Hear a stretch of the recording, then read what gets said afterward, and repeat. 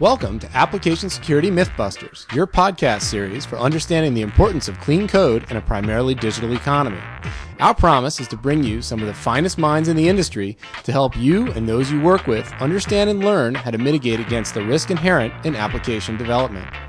This information is brought to you by Cenzic, the innovative leader in application security risk management, vulnerability assessment, and compliance solutions.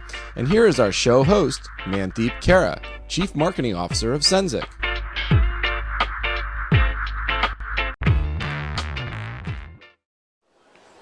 Hi, this is Mandeep Kara, Chief Marketing Officer of Cenzic, with another episode of Application Security MythBusters. We're live at RSA, and we have a very special guest, Dr. Chenxi Wang of Forrester Group, who's very well known in the industry. Welcome, Chenxi. Thank you, Mandeep. So we'll be talking about app security and some myths around it. But before we start with some questions, I want to get your perspective on where are we in terms of application security today from a global point of view? It's abysmal. That's the one word that comes to my mind. A lot of developers are not trained in secure coding, and they're thrown into big code projects, and they expect to produce code that execute in production environment outside on the web, and it's dangerous. And we live in this world, and we are dealing with security vulnerabilities every day. And the scary thing to me is a lot of people don't know that they're living in such a dangerous world, and they don't know what kind of vulnerabilities they're dealing with. So abysmal is the word. No, I totally agree. And in fact, some statistics are that less than 1% of applications are being tested for security right now, which is scary thought. Well, I can believe it. I mean, considering how many applications we have, right? And 20 years ago, there's not many on the web, and now everybody's mother has a web page. And unsecure. Yeah. So I think one of the reasons, PCI, payment card industry standard, obviously is a good step forward, and it's forced people to think about application security.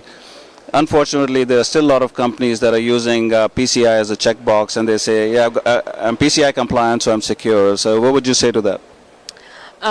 So I think we should look at this from two sides of the coin. PCI has done a really good thing, in my opinion. Without PCI, a lot less money would have been spent on application security, right? So with that, I think PCI, the council should be commended for demanding mechanisms at the application layer. But on the flip side, it creates a checkbox mentality, right? So a lot of people think that if I have a PCI QSA to come in audit, and if they say okay, I'm okay. But one thing is, what I hear from my clients is that when you get an audit, and when you pick a random point in time to look at the state of your application security, those two often do not match. Right? Even if the QSA says, okay, you pass, it doesn't mean you're secure. So the one thing is the audit should be continuous. You should continuously be aware of the security posture of your company, of your system. And another thing is you should go deeper than PCI, because PCI really does tell you the low-hanging fruit, where you should be doing as a bare minimum, and you should really go deeper and using more tools that you can possibly procure and secure your entire application development lifecycle. And really that's the way to go, is going from design to development to testing to production. Everything has to be taken care of. Now, of course, PCI is one step in that direction, and it's the right direction, but you should do more. And no, everybody's telling you to do more, I know, but this particular aspect really needs people to spend money on. And hopefully people have learned a lesson from Heartland and Hannaford and a few of the others with the PCI compliance. The thing is, there will be more. Last year was Heartland. I don't know who's going to... This year was Aurora. I don't know what next year is going to be. So another thing that I always hear is people are not spending money on app security because they don't know how to justify it, or they think it's too expensive, or it's hard to implement. What do you think about that? It's hard. There's no question about it. It's expensive. Yeah, it's fairly expensive. But the flip side is You're not protected. So if we look at how network security industry progresses, in the beginning, people don't understand firewalls. They don't know how to configure it. And firewalls are a complex beast. And now today, we understand it more, so people are more comfortable. I think application security is going to follow the same trajectory. So people like you and me should be more vocal about mechanisms at the application layer and how important, how necessary they are. They are complex, it's difficult, but it's necessary. And it's also now getting a little bit easier to at least get a jump start to take that first step, because things like cloud offerings that we have, for example, now, and managed service and things like that. So at least they can get going at some point and then expand later on. Right? Oh yeah, absolutely. I think the offerings today in the market are maturing, and by that nature, you have more to choose from. You have more sophisticated mechanisms to hang your hat on, right? So that helps. But again, we need people to start using them.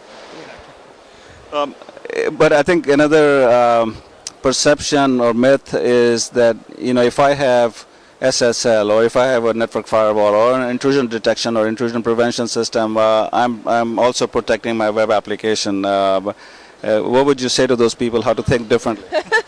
Well, SSL is necessary, and web application firewall is good as well. But there's this application which is a sort of a black box sitting behind us, right?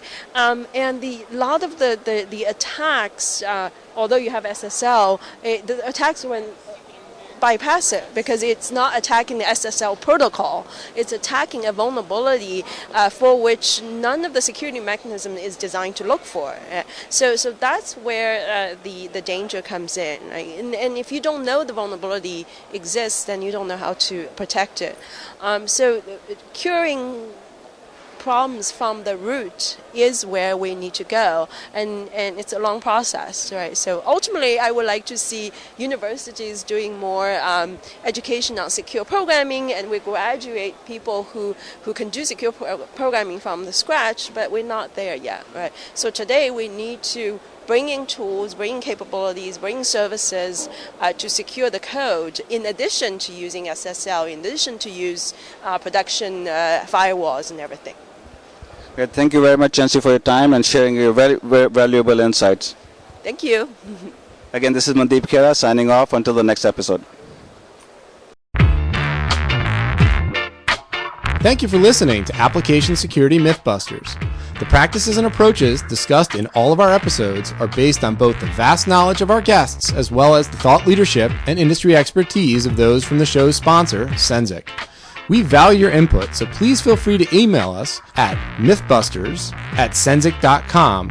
That's mythbusters@cenzic.com with any comments, questions, or topic suggestions for future shows.